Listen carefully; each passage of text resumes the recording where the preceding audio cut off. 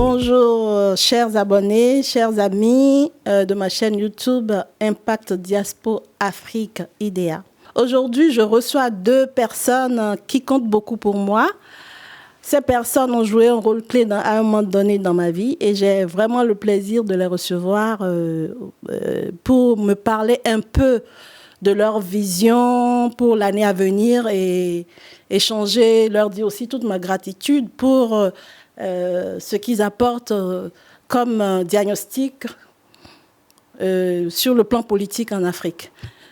Je vais commencer par M. Olivier Segbo. Moi, c'est un grand plaisir d'être là, parce que c'est vrai que c'est une occasion tout à fait exceptionnelle.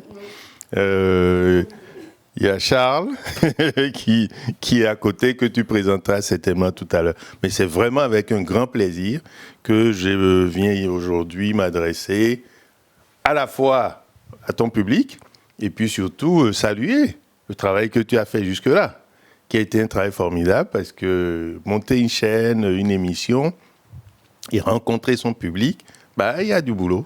Et là, on commence à voir vraiment l'impact diaspora que tu constitues ici sur ce média. Monsieur Charles Migan, bonjour. Bonjour Ida, bonjour aux abonnés de la chaîne Ida. Je suis heureux également, comme l'a dit Olivier, d'être présent à cette occasion et de partager ce temps avec les abonnés de la chaîne. Et puis ensemble, on va essayer de partager un temps de réflexion, de convivialité. Donc c'est un moment de plaisir pour moi également. Alors, je tiens à vous dire que ça a été vraiment improvisé parce que, voilà, je tenais quand même à leur faire cette surprise, histoire de leur rendre hommage parce que Monsieur Charles Migan, c'est lui qui m'a permis quand même de mettre les pieds à l'étrier. Si j'ai commencé mon émission, c'est un peu grâce à lui. Alors, Monsieur Migan, qu'est-ce que vous pouvez nous dire par rapport à tout ce qui se passe aujourd'hui à travers le monde sur le plan politique? Je ne vais pas parler forcément de l'Afrique, mais du monde entier, notamment la guerre en Israël. Et voilà, merci. Mais moi je parlerai d'abord du parcours que tu fais dans cette initiative de monter une chaîne et de t'entretenir et d'échanger avec un public. C'est une initiative que moi j'apprécie. Moi j'ai vu les débuts et j'ai vu la progression et j'ai vu tout le progrès qui est fait. C'est quelque chose que je salue. Je trouve que tu m'as agréablement surpris par la rapidité avec laquelle tu as perçu les codes, tu as compris les enjeux et que tu as trouvé le public, comme le disait tout à l'heure Olivier, et c'est quelque chose qu'il faut saluer. Avant de parler de choses maintenant, tu nous donnes l'opportunité à travers ta chaîne de pouvoir échanger, de pouvoir discuter avec ton public, faire part de nos éléments de réflexion sur des sujets divers et tout ça. C'est une opportunité qui est très noble, qui est grandiose parce qu'on a un problème de support de communication essentiel, surtout en Afrique. On a besoin de communiquer, on n'a pas toujours les supports nécessaires et le travail que tu fais aujourd'hui qui donne l'opportunité aux uns aux autres de pouvoir s'exprimer, d'aller à la rencontre d'un public, c'est quelque chose qu'il faut saluer. Je tiens à te saluer pour cela. Je laisserai Olivier dire un mot sur ça et puis après on dira ce qu'on pense de ce qui se passe aujourd'hui. Merci Charles. Effectivement, moi je trouve... Alors, le vrai sujet, c'est que sur la place de Paris, nous avons très peu de médias qui donnent la parole aux membres de la diaspora. Lorsque la diaspora est invitée sur les grands médias, sur les médias mainstream, c'est surtout à l'occasion de faits divers.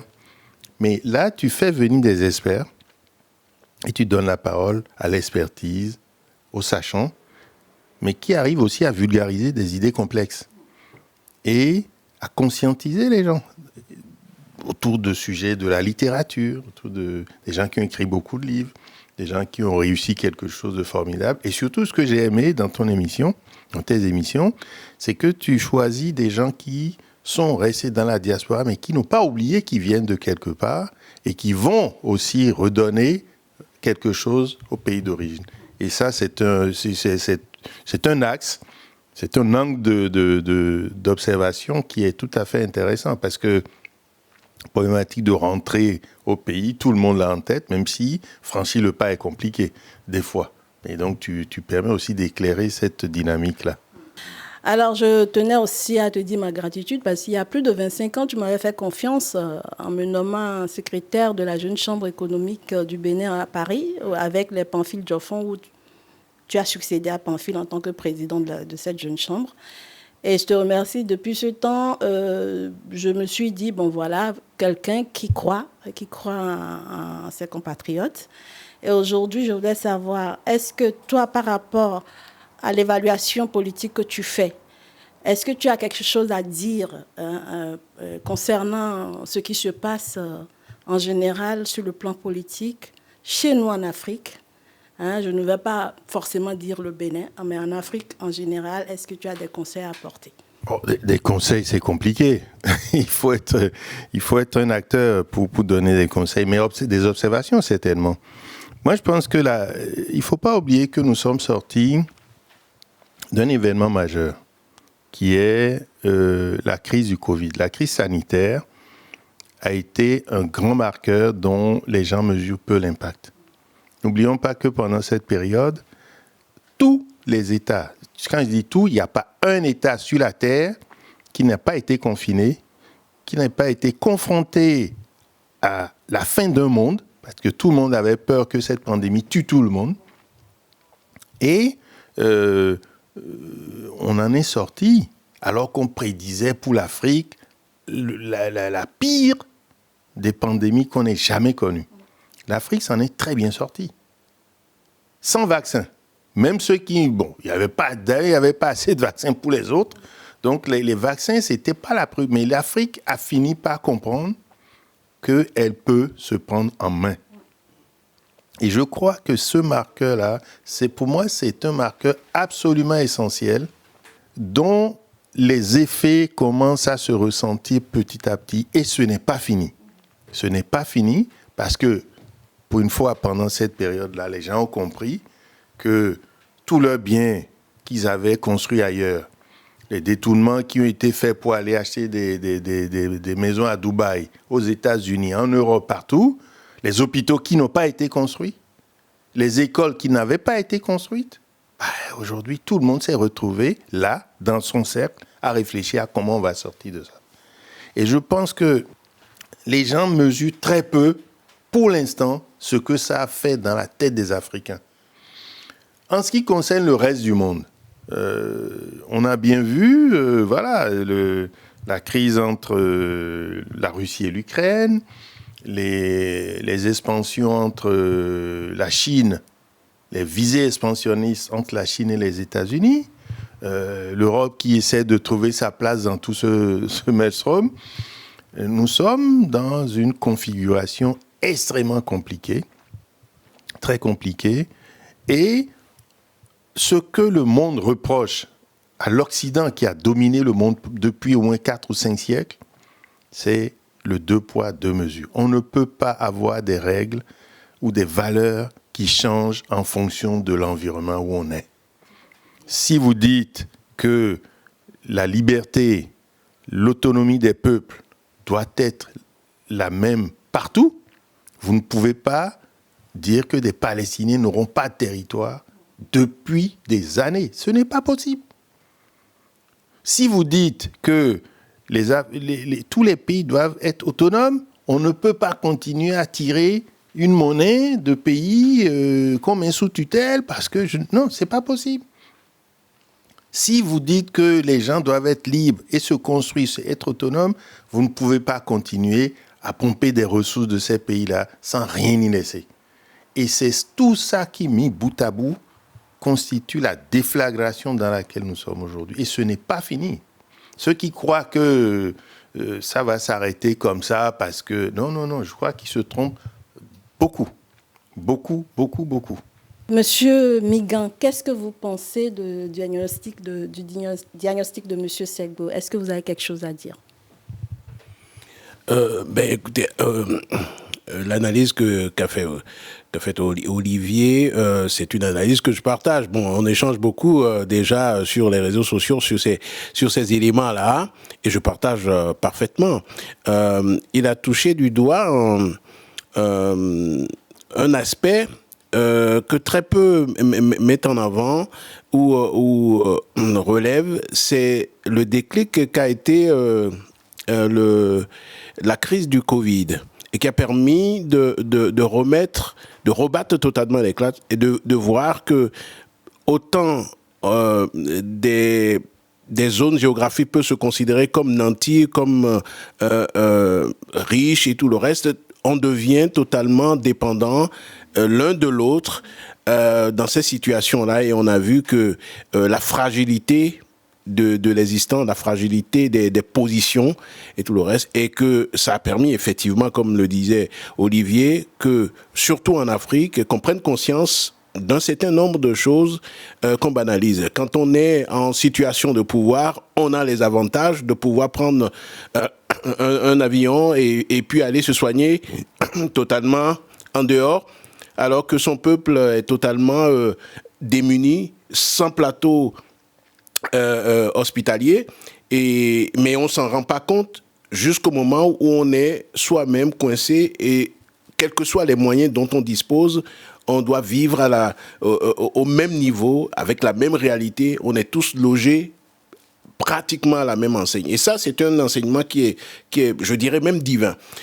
Et ça, c'est en cela que la nature parfois rappelle aux êtres humains ce qu'ils sont dans leur fragilité, dans leur précarité.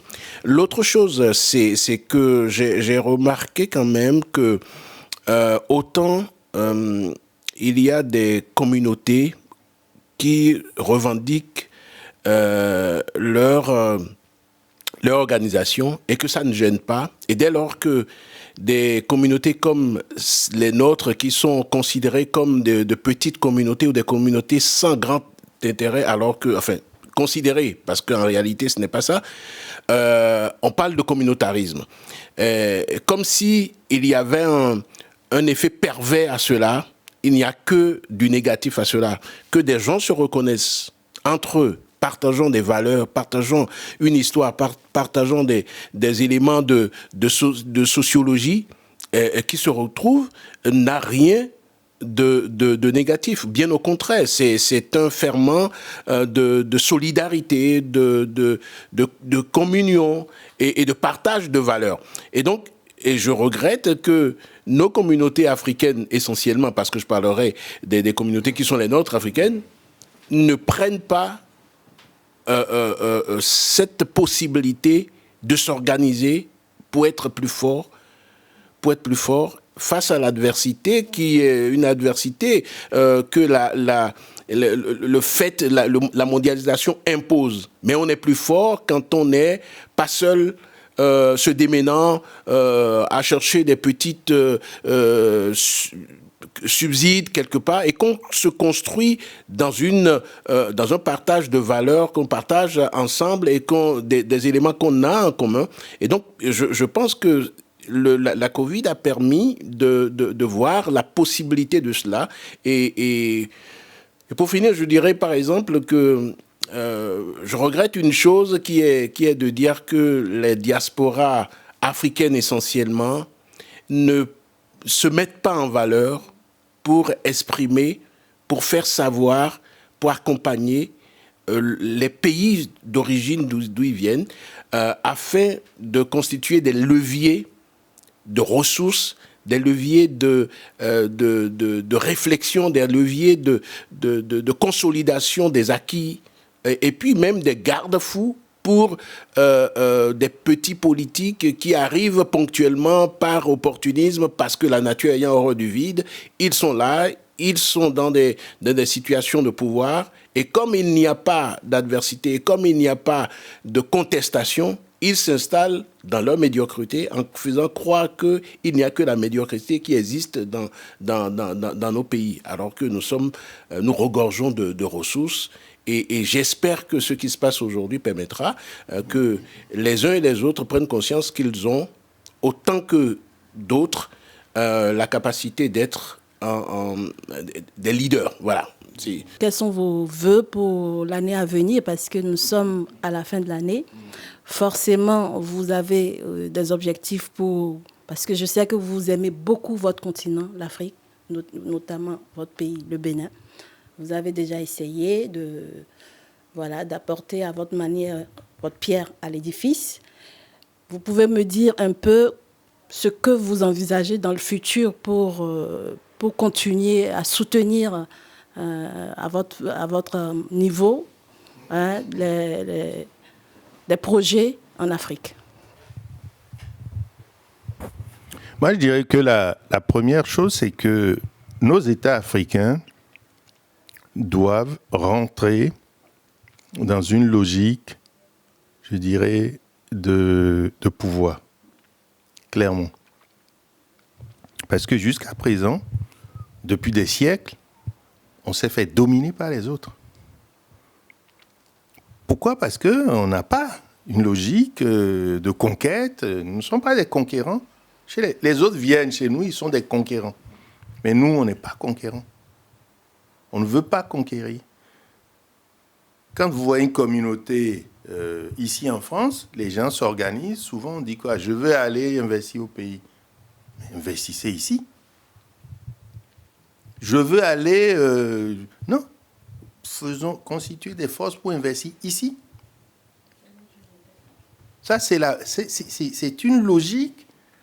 Tant que vous n'êtes pas fort là où vous êtes, vous ne pouvez pas espérer être fort ailleurs. C'est parce que... Oui, non mais... Parce que les gens ne nous attendent pas en Afrique. Ils vivent leur quotidien. Bon an, mal an. Ils s'en sortent, ils ne nous attendent pas. Ils ne nous attendent pas. Donc, pour pouvoir être de vraies forces là-bas, il faut qu'on soit des forces puissantes ici. Une volonté de puissance. Moi, je suis très clair là-dessus. J'ai fini avec le temps où voilà, on baissait la tête. Non. On a des compétences, on a du savoir. Il faut qu'on ait en nous une volonté de puissance. Premier point. Deuxième point, qui pour moi est vraiment très stratégique, c'est que on ne peut pas intervenir en Afrique en voulant tout faire un jour. Je pense qu'il y a des modèles de développement qui font qu'il faut y aller petit à petit en se choisissant des secteurs donnés. Je pense, je n'ai pas d'exemple précis en tête, mais quand vous faites une analyse stratégique des besoins, en plus on est dans des pays occidentaux, donc on peut avoir dans des positions de commerce ou de développement ou de transformation sur place pour l'export. Je donnais un exemple précis. Prenons par exemple, c'est un truc bateau, hein. Les feuilles de moringa, par exemple, c'est une plante qui a énormément de vertus. Qu'est-ce qui empêche un groupe de gens de la diaspora d'aller planter du moringa dans leur pays d'origine, de s'acheter des machines de mise sous vide, de traitement, de séchage, et de l'exporter, de le distribuer ici? Rien. Rien ne les empêche, mais personne ne le fait. On laisse les Chinois le faire, on laisse les autres le faire, mais nous, on ne le fait pas. Peu de gens font ce genre de démarche. Pourquoi? Parce que dans la réflexion collective, la première chose, c'est de repartir en Afrique. Mais on peut ne pas repartir en Afrique et faire plein de choses. Il y a plein de gens qui sont ici, mais qui ont une expertise forte. Et cette expertise, ils la transforment sur place, en montant une petite unité, en montant une petite structure qui tourne, qui vit, et petit à petit, qui grandit. Et moi, j'en connais plein que j'ai accompagnés et qui ont fait ça et ça fonctionne. Le dernier élément, mais je dirais que nous avons, élus français d'origine béninoise, on a une association ici en France. Et ce que nous faisons, c'est que nous travaillons à accompagner les communes du Bénin, maintenant du Togo, sur la décentralisation et comment on peut faire pour que les communes soient bien gérées au Bénin et au Togo. Pourquoi? Parce que l'État central, si je prends le cas du Bénin, l'État central a fait des choses. Pour le faire, l'État central s'est appuyé sur des agences. Les agences sont plus riches que les ministères, sont plus dotés, plus riches, c'est pas le mot, mais mieux dotés que les ministères. Mais à un moment donné, l'agence ne peut pas aller faire de la proximité. La gouvernance de proximité, c'est la commune. Donc, que tout soit parfaitement fait par l'État, ça va, mais à un moment donné, il faut descendre auprès des gens. Pourquoi? Parce que c'est la collectivité territoriale qui est le creuset du partage équitable des ressources et des retombées du développement économique. Dès lors qu'on ne veut pas ou qu'on ne met pas en place tout ce qu'il faut pour que la structure communale reprenne la main sur le développement de proximité, nos États ne seront jamais équitables et on aura des conflits, comme ce qui se passe au Mali, comme ce qui se passe au Niger, comme ce qui se passe partout. Personne ne serait exempté. Pourquoi? Parce qu'il y a une inéquité criarde dans nos pays. Comment vous voulez que dans le même pays, il y a quelqu'un qui mange, qui remange, qui trimange toute la journée, alors qu'à côté, sous son nez, et c'est ça, sous son nez, il y a des gens qui meurent de faim. Vous savez ce qui se passe? Moi, j'ai été très frappé par ça quand je retourne en Afrique.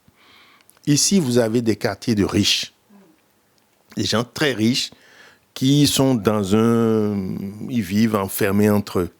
En Afrique, ça commence à arriver. Parce que j'ai vu aussi des quartiers qu'on privatise plus ou moins pour en faire des zones privilégiées. Mais ce n'est pas la grande majorité.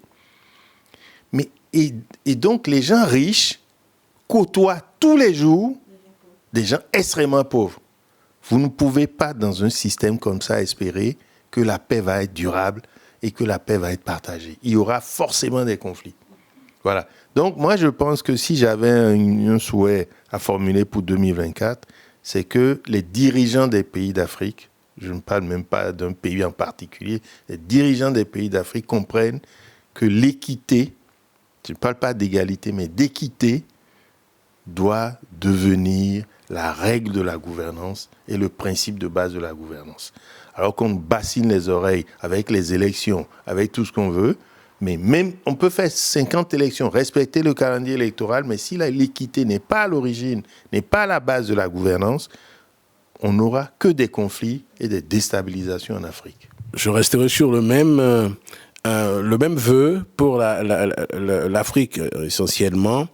Ça va être un vœu que les populations africaines se prennent en main et de sortir de cette idée reçue qu'il y a un dirigeant qui pourrait les sortir de leur misère. Ou que, on se décide et on a le dirigeant qu'on mérite. Et si on veut des gens qui accompagnent, qui réalisent et qui permettent que les populations s'en sortent, c'est parce qu'on aura décidé, parce qu'on s'implique véritablement.